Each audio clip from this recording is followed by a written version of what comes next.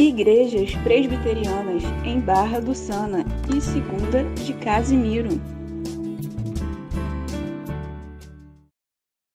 Atos capítulo 19, versos de 8 a 20, diz assim a palavra de Deus: Durante 3 meses, Paulo frequentou a sinagoga, onde falava ousadamente, dissertando e persuadindo com respeito ao reino de Deus.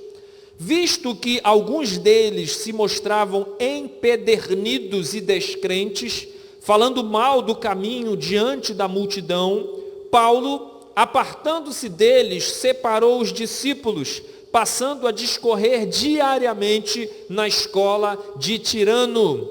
Durou isto por espaço de 2 anos, dando ensejo a que todos os habitantes da Ásia ouvissem a palavra do Senhor, tanto judeus como gregos. E Deus, pelas mãos de Paulo, fazia milagres extraordinários, a ponto de levarem aos enfermos lenços e aventais do seu uso pessoal, diante dos quais as enfermidades fugiam das suas vítimas e os espíritos malignos se retiravam. E alguns judeus, exorcistas ambulantes, tentaram invocar o nome do Senhor Jesus sobre possessos de espíritos malignos, dizendo: esconjuro-vos por Jesus, a quem Paulo prega. Os que faziam isto eram 7 filhos de um judeu chamado Seva, sumo sacerdote. Mas o espírito maligno lhes respondeu: conheço a Jesus e sei quem é Paulo, mas vós, quem sois? E o possesso do espírito maligno saltou sobre eles, subjugando a todos, e de tal modo prevaleceu contra eles, que desnudos e feridos fugiram daquela casa. Chegou este fato ao conhecimento de todos, assim judeus como gregos, habitantes de Éfeso. Veio temor sobre todos eles, e o nome do Senhor Jesus era engrandecido. Muitos dos que creram vieram confessando e denunciando publicamente as suas próprias obras. Também muitos dos que haviam praticado artes mágicas, reunindo os seus livros, os queimaram diante de todos. Calculados os seus preços, achou-se que montavam a 50.000 denários. Assim, a palavra do Senhor crescia e prevalecia poderosamente. Irmãos amados que nos têm acompanhado aí nessa nossa série de breves reflexões no livro de Atos dos Apóstolos, nós chegamos hoje a um momento importante na missão de Paulo, agora em Éfeso.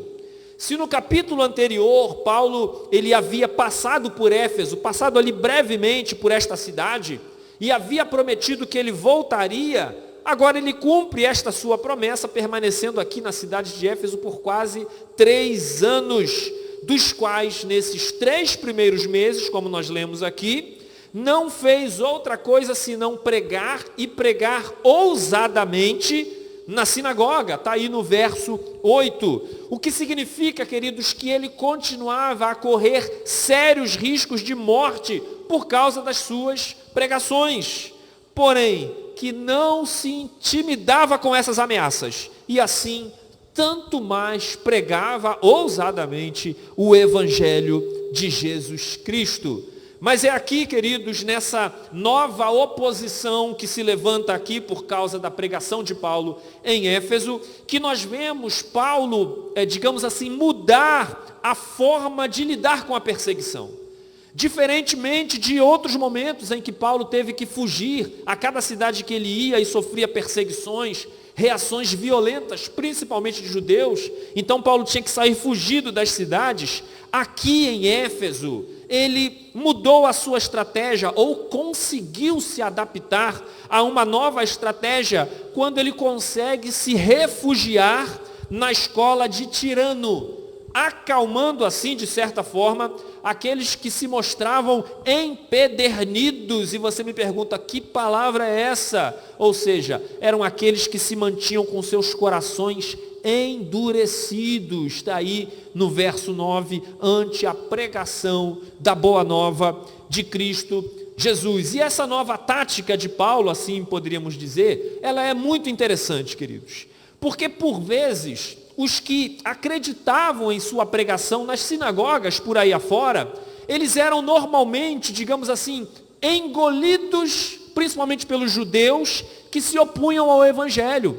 Então, constantemente, aqueles poucos que criam no evangelho que Paulo pregava dentro da sinagoga, os demais iam nos seus ouvidos e começavam a falar coisas, dizer, olha, não é bem assim, isso não é verdade que ele está pregando, querendo contraditar toda a pregação de Paulo. Isso era muito comum, é o que nós temos visto em todas as visitas de Paulo nas sinagogas até aqui, nesse capítulo 19 de Atos. Porém aqui, queridos, Paulo, ele age de modo diferente. Aqui Paulo pega estes poucos que dentro da sinagoga passaram a crer no evangelho e Paulo os tira da sinagoga. Paulo leva-os consigo para ouvirem mais livremente o ensino da palavra de Deus num outro espaço, possivelmente alugado, que é essa chamada aqui escola de Tirano, que nós não temos muito mais informações acerca desta escola. Mas desde já, queridos, a despeito desta atitude de Paulo, eu quero trazer aqui uma aplicação muito séria, seríssima, para as nossas vidas, para as nossas igrejas. Que é a seguinte, eu falei que é muito séria. Se você que está aqui me assistindo nesse momento, ouvindo a pregação do Evangelho, se você tem insistido em congregar em uma igreja que se nega a pregar a verdade do Evangelho, preferindo cultuar de uma forma diferente da qual Deus preceitua em sua Escritura, uma igreja que prefere pregar a prosperidade e coisas completamente antropocêntricas, procurando, obviamente, que enganar o povo. Se esta é a sua realidade na igreja que você congrega, eu tenho um conselho aqui simples para você como prática diante deste ato de Paulo. E o conselho é o seguinte: saia desta igreja imediatamente. É isso mesmo, queridos. Saia desta igreja se ela insiste em se opor à verdadeira pregação do Evangelho. Saia dela imediatamente. E procure uma igreja não necessariamente mais próximo da sua casa, mas que seja mais próxima da sua Bíblia. Uma igreja que pregue a verdade do Evangelho. Simples assim, queridos. Essa é a aplicação nesse primeiro momento. Até porque, queridos, nós não podemos mais tolerar pastores e igrejas fazendo da igreja local puxadinhos de seus próprios interesses particulares. Chega, queridos, destas coisas. Se os irmãos me permitam,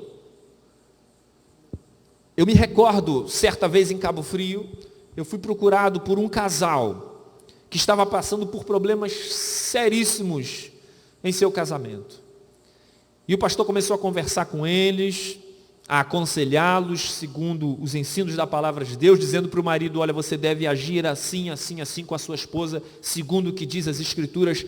Semelhantemente, a esposa ela deve agir dessa e dessa maneira para com o seu marido, segundo as Escrituras.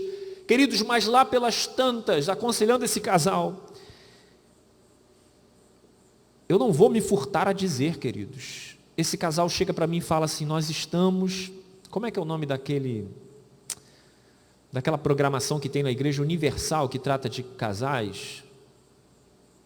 Vocês lembram aí? Terapia do Amor, não é isso? E eles falaram assim para mim, nós estamos frequentando a terapia do amor para a gente tentar salvar o nosso casamento lá na Igreja Universal. Queridos, e eu não titubeei. E falei, meus irmãos, se vocês de fato querem salvar o casamento de vocês, segundo as Escrituras, na boa instrução que a palavra de Deus tem para trazer aos casais, saia desta igreja, porque não é a igreja de Cristo Jesus, a igreja universal do reino de Deus. Mas vamos lá, queridos, esses 2 anos em que Paulo ensinou aqui na escola de Tirano, foi vistos aqui por muitos pensadores como um verdadeiro curso teológico que aconteceu aqui, uma verdadeira escola de líderes, pois foi a partir de Éfeso, por exemplo, que saíram líderes como Tíquico, Epáfras, Trófimo, Filemon, dentre outros personagens bíblicos e de outros livros não canônicos do 1º, 2º e 3º século, e que muitas igrejas também foram plantadas a partir dos esforços desses crentes de Éfeso, como possivelmente a igreja de Colossos, de Laodiceia, de Hierápolis, dentre outras, fazendo com que Éfeso, queridos, se tornasse o maior centro evangelístico da segunda metade do 1º século. E aqui nós vemos isso de alguma forma no verso 10, quando diz aqui que o ensino do evangelho, a partir desse contexto de 2 anos, Paulo ensinando na escola de Tirano, diz aí no verso 10 que o ensino do evangelho chegou aos habitantes de toda a Ásia. Ou seja, a probabilidade aqui é que os alunos de Paulo conseguiram ir mundo afora e pregando aquilo que eles estavam aprendendo no ensino de Paulo, plantando igrejas e anunciando o evangelho por todos os lugares. E aí, queridos, Deus, verso 11, pelas mãos de Paulo fazia milagres extraordinários. Queridos, a simples ideia nesse pequeno verso 11 é a seguinte: pregue-se o verdadeiro evangelho com toda a ousadia e receba-se verdadeiramente o bom ensino do evangelho. Você sabe o que vai ter a partir destas coisas? O resultado não será outro, senão o de haver poderosa manifestação do poder de Deus. Pregue o evangelho com fidelidade na sua igreja e perceba, irmãos, recebendo este ensino. Ah, queridos, é certo que Deus agirá no meio desta igreja poderosamente. Daí, queridos, Lucas, ele faz questão de trazer aqui para o seu leitor um destes diversos milagres extraordinários que acompanharam aqui os apóstolos, tão somente no 1º século. O pastor já explicou sobre isso. Bom, segundo o verso 12, objetos do uso pessoal do apóstolo Paulo curavam enfermidades e expulsavam demônios. E aí talvez você diga assim: ah, pastor, o senhor falou aí que isso acompanhou os apóstolos no 1º século, mas eu já vi coisas semelhantes na televisão. E hoje eu estou inspirado, hein? Eu vou dizer o seguinte para você: não, você não viu. Você não viu nada disso na televisão. Você viu atores, você viu pessoas sem caráter algum, procurando ludibriar a fé das pessoas. Tais dons espetaculares, como estes aqui descritos em todo esse livro de Atos, como nós já afirmamos aqui, eles cessaram na primeira geração da igreja cristã, pelas mãos dos apóstolos. Mas pastor, o pastor acabou de afirmar aqui que, havendo verdadeira pregação do evangelho e havendo pessoas que de fato recebam plenamente este ensino, o pastor não acabou de dizer que o poder de Deus é manifestado? Queridos, havendo estas coisas, eu reafirmo, o poder de Deus é sim manifestado. Nós pregamos o verdadeiro evangelho e o Senhor hoje continua a realizar milagres preciosos, como neste exato momento, em que a partir da compreensão do evangelho, Deus pode muito bem transportar o pecador do império das trevas para o reino do Filho de seu amor. Até porque, queridos, não há milagre mais importante do que a conversão de um pecador. E o que dizer, por exemplo, do perdão de pecados? Que milagre precioso que nós recebemos em Cristo, mediante a fé e a nossa entrega àquele que morreu na cruz, levando sobre si as nossas dores. Portanto, querido, nos dias de hoje, nós oramos ao Senhor, suplicamos por sua graça, por sua cura, pela bênção que vem dos céus, e o Senhor, conforme a sua boa vontade, queridos, e no caso das doenças, por vezes usando a mão de médicos incrédulos, por meio de tratamentos médicos dos quais nós devemos seguir, o Senhor, sim, continua abençoando o seu povo, curando gente, salvando pecadores.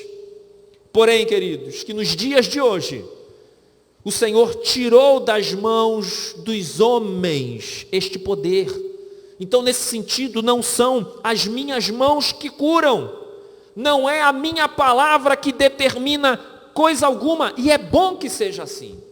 No sentido, queridos, de que um pastor, um líder, não venha cair na tentação de querer tomar para si a glória do poder de Deus. E nós vemos isso no verso 13, como nós vemos nos dias de hoje.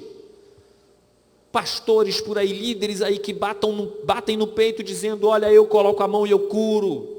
Tem um que diz aí na TV que, olha, você não precisa ter fé não, eu tenho fé por você, eu oro por você e você será curado. Lucas nos demonstra um pouco disso a partir do verso 13, quando ele diz, e alguns judeus, exorcistas ambulantes, tentaram invocar o nome do Senhor Jesus sobre possessos de espíritos malignos, dizendo, esconjuro-vos por Jesus, a quem Paulo prega. Queridos, esses 7 charlatões tão presentes nos dias de hoje, vejam, eles não possuem qualquer legitimidade com Cristo, mas eles tão somente buscam a fama para si, tentando usar o poder de um Jesus que eles nem conhecem, de um Jesus que eles não pertencem. Por isso é que eles procuram expulsar, conforme é dito aqui, em o nome de Jesus que Paulo prega, não o Jesus a quem eles servem. Essa pequena diferença, queridos, na verdade é uma diferença gritante. Isso porque, queridos, Jesus não tem nenhum compromisso com quem de fato e de verdade não o serve. Jesus não tem compromisso com admiradores seus, que não tenham, por conseguinte, suas vidas completamente entregues a Ele. Cristo Jesus não tem compromisso com simpatizantes do Evangelho. Por isso que João, em sua primeira epístola, no capítulo 2, ele já alertava a igreja dizendo o seguinte, filhinhos meus, estas coisas vos escrevo para que não pequeis. Do que João está falando aqui? No verso 4, ele vai prosseguir o seu raciocínio no capítulo 2 da sua primeira epístola, alertando ainda mais a igreja, dizendo, aquele que diz, eu o conheço, e não guarda os seus mandamentos, é mentiroso. E aí ele vai concluir o seguinte nos versos 5 e 6, ainda tratando desse tema, quando ele diz, nisto sabemos que estamos nele. Aquele que diz que permanece nele, esse deve também andar assim como ele andou. E aí eu te pergunto, quantos crentes hoje usam o nome de Cristo Jesus, mas que deveriam lavar as suas bocas com sabão?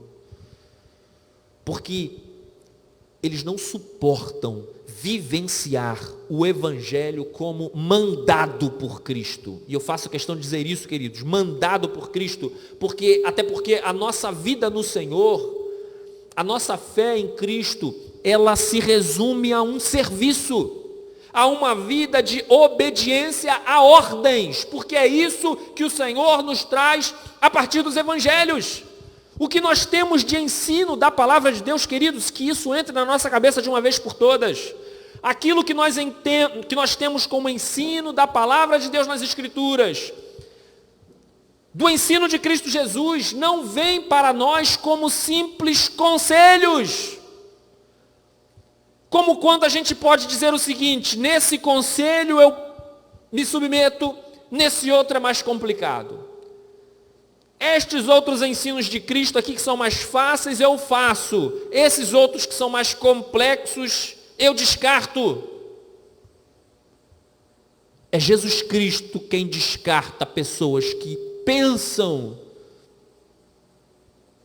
que podem obter alguma coisa da divindade, tratando o senhorio de Cristo desta forma. O compromisso de Jesus Cristo é com a sua igreja, com aqueles que se submetem por completo aos mandamentos de Cristo, que obedecem por completo a sua palavra. Mas vamos aqui ao final da história que Lucas conta, versos 14 e 15. Os que faziam isto eram 7 filhos de um judeu chamado Seva, sumo sacerdote. Mas o espírito maligno lhes respondeu: conheço a Jesus e sei quem é Paulo, mas vós, quem sois? Queridos, aqui está a humilhação que os soberbos, que os altivos, que aqueles que se acham alguma coisa no evangelho, na igreja, haverão de passar, nem que seja no último dia. Aqueles que hoje encontram-se cheios de pompa dentro das nossas igrejas, serão desmascarados e envergonhados, quando Jesus perguntará, à semelhança do que foi perguntado aqui: quem são vocês? Eu nunca vos conheci. E aí o final desta história que Lucas nos traz aqui, queridos, ela é até cômico. Veja que essa ironia, essa coisa engraçada que acontece aqui, de alguma forma demonstra a loucura que é alguém querer usufruir da glória de Deus em favor próprio.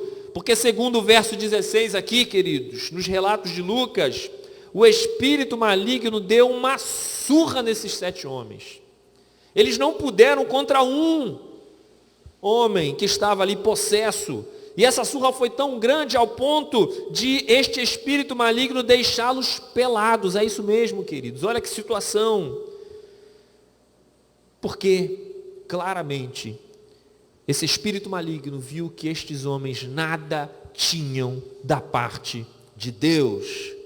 Verso 17, chegou este fato ao conhecimento de todos, assim judeus como gregos, habitantes de Éfeso. E aí então veio temor sobre todos eles, e o nome do Senhor Jesus era engrandecido. Queridos, o que nós temos aqui nesse verso 17 é algo que acontece de tempos em tempos. De tempos em tempos na história da igreja, quando o nome de Deus é escarnecido, coisas acontecem para que se gere temor na humanidade, aonde Deus procura demonstrar que Ele permanece soberano sobre todos e sobre tudo. Quem sabe, por exemplo, esta pandemia dos dias atuais não seja uma forma de Deus reafirmar quem é aquele que deve ser honrado, quem é aquele que tem o domínio sobre todas as coisas, porém que ainda nos dias de hoje continua terrivelmente sendo ridicularizado pelos homens. Que Deus tenha misericórdia desta geração má, perversa, incrédula. Mas é diante destas coisas, queridos, que mais e mais a igreja ela deve permanecer ativa, anunciando a salvação por meio da fé em Cristo Jesus, para que assim e só assim haja genuínas conversões, como visto aqui no texto. As tribulações podem ser as piores possíveis, as perseguições as maiores que já existiu, mas a igreja, diante destas circunstâncias, não pode deixar de anunciar mais e mais o evangelho, porque o Senhor tem pessoas para trazer no meio dessa multidão de ignorantes nos dias de hoje, como foi aqui, versos 18, 19 e 20, para nós encerrarmos. Muitos dos que creram vieram confessando e denunciando publicamente as suas próprias obras. Também muitos dos que haviam praticado artes mágicas, reunindo os seus livros, os queimaram diante de todos. Calculados os seus preços, achou-se que montavam a 50.000 denários. E assim a palavra do Senhor crescia e prevalecia poderosamente. Queridos, onde houver pregação da verdade do Evangelho, e não fórmulas miraculosas, e não dicas de sucesso para 2021, e não prosperidade financeira. Onde houver tão somente a pregação de Cristo, haverá, como aqui, pessoas confessando os seus pecados, constrangendo-se ante as suas atitudes más, percebendo o quanto tem ofendido o Criador de todas as coisas. E aqui, queridos, nesse exemplo que Lucas nos traz, há verdadeira conversão. Quando nós vemos aqui pessoas se desfazendo daquilo que é valoroso nesta vida, tirando essas coisas deste mundo da prioridade de suas vidas e substituindo-as pelo reino de Deus, pela prioridade do reino de Deus. Nós vimos aqui nas atitudes desses homens que queimaram seus livros de magia, aonde poderíamos talvez aqui calcular hoje, segundo, eu acho que foi o Moody, que eu agora esqueci de anotar aqui, que tentou calcular esses 50 mil denários, que seria hoje, em reais, aproximadamente 60 mil reais. E eles desfizeram disso com muita propriedade, voluntariamente, em prol de entregarem as suas vidas ao reino de Deus. Isso é uma conversão de fato. Isso é quando as pessoas entendem que a prioridade agora é o reino de Deus, e as coisas valorosas desta vida nada significam. Os tesouros desta vida nada valem diante do maior tesouro que nós temos, que é a salvação em Jesus Cristo, por meio deste Evangelho, o Evangelho da graça, que nos é ainda ofertado nesses dias em Cristo Jesus, que é aquilo que neste instante nós oferecemos aqui a você que nos assiste nesse momento. A você que não tem a Cristo Jesus na sua vida, abrace esse tesouro, entregue a sua vida a Cristo Jesus, a fim de que possa herdar a vida eterna, a glória que nos é dada pelo Evangelho. Igrejas Presbiterianas em Barra do Sana e Segunda de Casimiro.